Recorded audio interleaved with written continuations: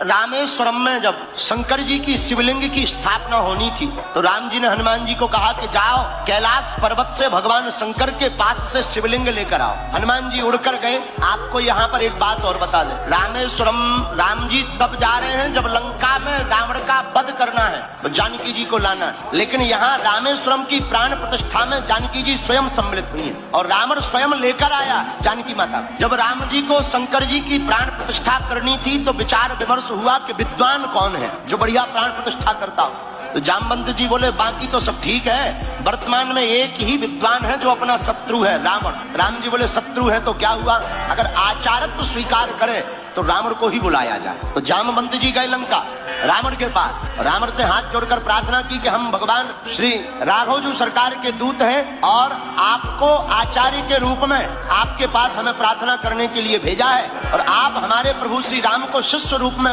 स्वीकार करो और भगवान शंकर की प्राण प्रतिष्ठा करवानी है शिवलिंग की, क्योंकि आप शंकर जी के बहुत बड़े भक्त। रावण तैयार हो गया। रावण जानता था कि वही राम है जिनको हमसे युद्ध करना है, जिनकी पत्नी का हम हरण करके आए। लेकिन रावण ने कहा जामवंत जी जाओ, आप अपने राम जी से कह देना कि पंडित जी तैयार हैं और यह प्राण प्रतिष्ठा करवाने के लिए रामेश्वरम आ जाएंगे। लेकिन एक बात बताओ, हमारे यजमान के पास सामग्री तो पूर्ण है, क्योंकि जो सामग्री पूर्ण ना हो वो पूर्ण करने की जिम्मेदारी आचार्य की होती। सामग्री तो पूर्ण है। अब जरा शब्द शैली पर गौर करना।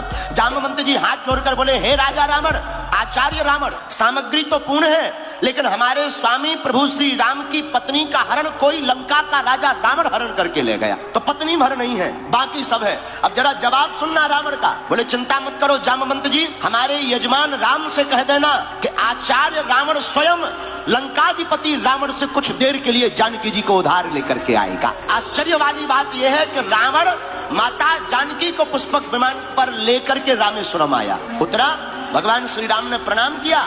भगवान राम से पूछा क्यों, सामग्री तो पूर्ण है। भगवान राम ने कहा हे आचार्य प्रवर, हे आचार्य श्रेष्ठ रावण, बाकी सामग्री तो है, बस पत्नी नहीं है, पत्नी के बिना यज्ञ अधूरा होता है। तो आचार्य रावण ने कहा चिंता मत करो यजमान राम, हम लंकाधिपति रावण से तुम्हारी पत्नी को कुछ देर के लिए लेकर आए। पुष्पक विमान पर श्री जानकी जी विराजमान। वापस आए, हनुमान जी वहां शिवलिंग लेने के लिए गए। मुहूर्त निकला जा रहा था तो राम जी ने कहा मुहूर्त निकल ना जाए, देवी जी कोई उपाय करो। तो माता जानकी जी ने अपने हाथों से शिवलिंग रेती का बना दिया और मंत्रों से आचार्यों ने ऋषियों ने रामेश्वरम की प्राण प्रतिष्ठा करा दी। तब तक हनुमान जी शिवलिंग लेकर आए। महाराज आपने कहा था लेकर आओ, हम तो आ गए, लेकिन आपने तो प्राण प्रतिष्ठा ही करा दी, हमें बड़ा दुख हुआ। हनुमान जी के भाव को देखकर राम जी बोले परेशान मत हो, एक काम करो, तुम ये शिवलिंग जो रेती वाला है इसे उठाकर उसकी जगह ये कैलाश पर्वत वाला रख दो। हनुमान जी ने पूरा बल लगाया लेकिन शिवलिंग उखड़ा नहीं। यहाँ तक कि हनुमान जी ने अपनी पूंछ लगाई, पूंछ से शिवलिंग को पूंछ में लपेटा और ताकत लगाई। भैया शिवलिंग तो उठा नहीं, शिवलिंग तो उखड़ा नहीं, हनुमान जी की पूंछ टूट गई। हनुमान जी बोले जय सिया राम। राम जी बोले कहो हनुमान जी बोले पूंछ ही टूट गई। तो मां जानकी जी ने पूंछ उठाई, रघुनाथ जी ने पकड़ी और पुनः पूंछ को जोड़ दिया।